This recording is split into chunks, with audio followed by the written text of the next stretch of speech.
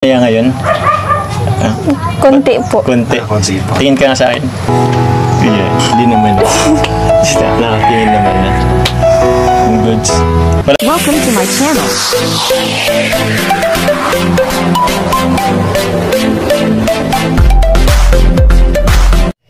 Carla, sobrang mahiyain talaga si Carla, no, mga kasuke. Pero, pansin nyo dito sa video na ito, mga kasuke, na nabawasan yung kanyang hiya.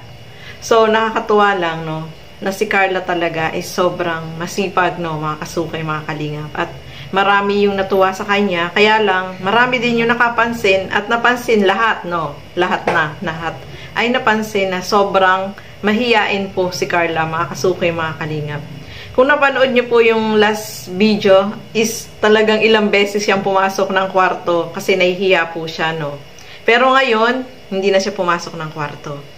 Kumbaga, tinatakpan niya lang yung mukha niya sa sobrang mahiyain niya. So, siguro masasanay din po itong si Carla, mga kasukay, mga kalingap, no. Dahil, kapag lagi naman siyang kinakausap at laging may nakatutok na camera, kapag first time, is talagang mahihiya siya, no. Pero unti-unti nagbabago, no. Nababawasan yung kanyang hiya at eto nga, nakakatuwa itong moment na to, mga kasukay, mga kalingap, at binigyan ng flower ni Jomar itong si Carla. Ito, panoorin po natin.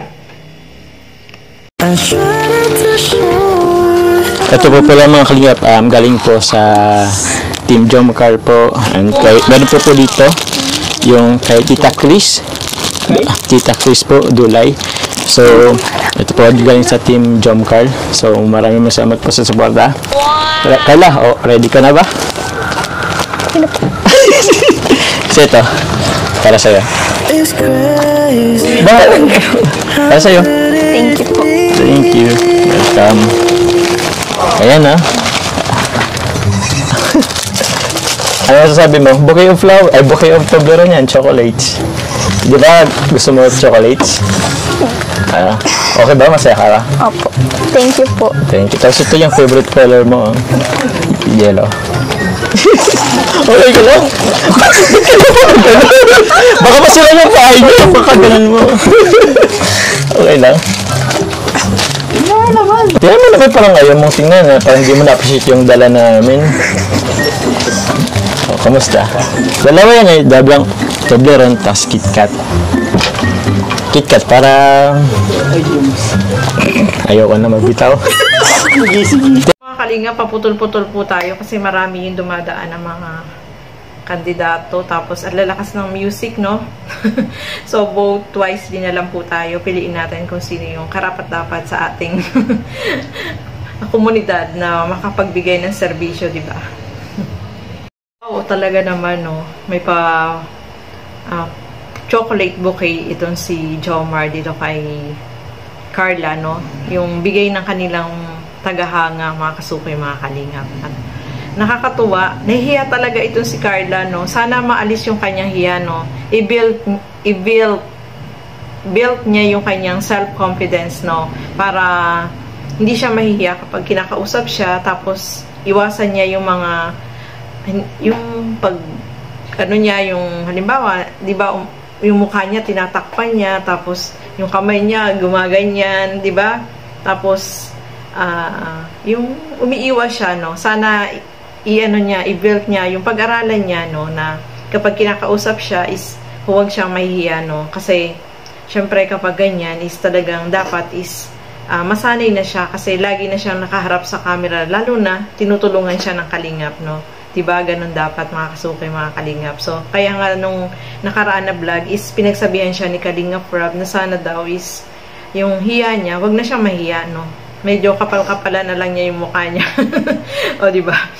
Medyo, ano siya, yung focus siya kung ano yung tinatanong sa kanya at iwasan niya yung mga body moves na hindi maganda, no? Kasi, alam naman natin, kapag ganyan, kapag kinakausap ka, especially kapag ganyan, marami yung makakapansin sa'yo at marami yung makakapanood.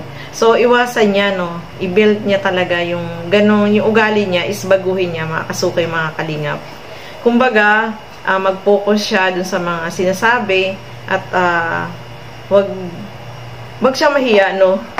Sobra talaga siya mahiyain, mga kasukay, mga kalinga. Pag-aralan niya po yun, no? Di po kasi nag-ano si Carla, sa'yo ko na lang po tanungin.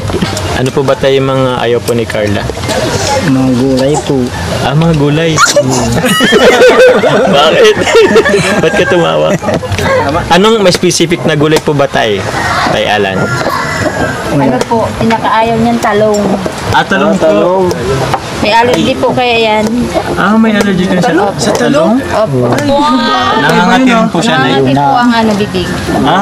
Namamagaling po ba? Hindi. So, ayan nga, mga kasukay, mga kalingap. Marami tayong nalaman dito kay Carla, no? At ang sumasagot noon ay yung kanyang tatay, no? Nakakatuwang panoorin, mga kasukay, mga kalingap, no?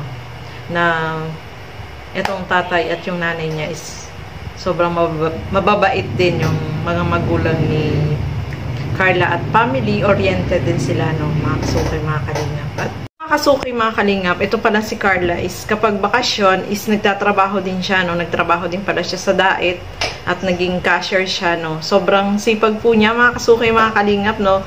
Mapapabilib ka talaga dito kay Carla dahil iniisip niya pati yung kanya mga kapatid, no? Pati yung gamit sa pagpasok sa school ay gumagawa talaga siya ng paraan para kumita, para hindi naisipin ng kanyang mga magulang, di ba?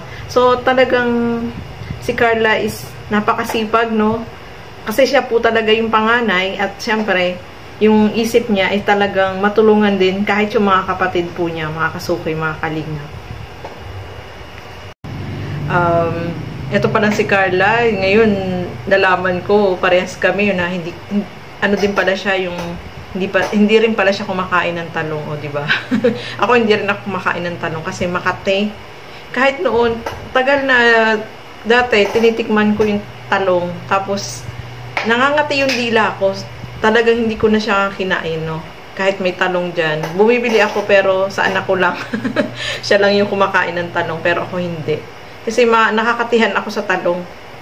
So, nakakatuwa lang, no, marami tayong nalaman about dito kay Carla na talagang etong mga magulang niya is, ang gusto talaga nila ay mapag-aral itong si Carla, makatapos ng pag-aaral. Kasi, siya po yung panganay sa magkakapatid, no.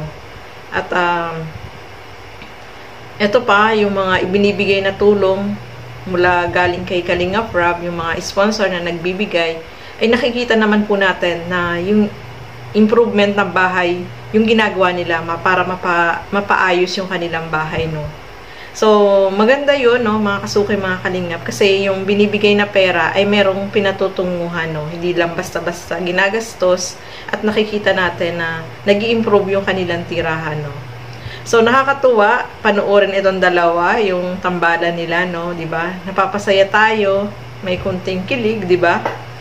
Nakakatuwa dyan, nawawala yung stress natin kasi yung ano ni Carla, yung sa sobrang mahihain niya talaga is matatawa ka sa kanya, no?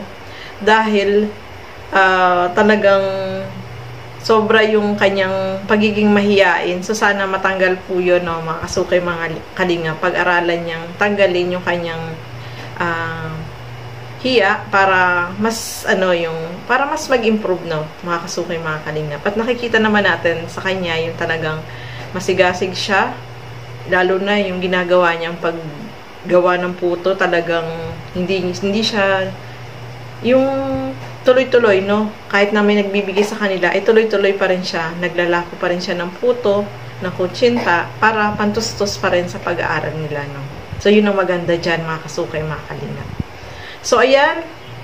I hope na nagustuhan nyo yung video. Nakakatuwa, no? Na-enjoy tayo at napasaya tayo nila. At abangan po natin yung mga iba pang upload ni Kalingap Rob about dito kay Carla. So, hanggang dito na lamang po muna. Maraming salamat po sa inyong panonood. At lagi po nating supportahan Val Santos Matubang, Kalingap Rob, Ate Edna Vlogs. At syempre, yung aking YouTube channel. Parang awa nyo na po. Road to 100k po tayo. So, sa mga hindi pa po nakapag-subscribe dyan, please subscribe and please hit the notification bell para lagi po kayong updated sa aking mga ina-upload na mga reaction video. Maraming salamat po at hanggang sa muli. Bye-bye!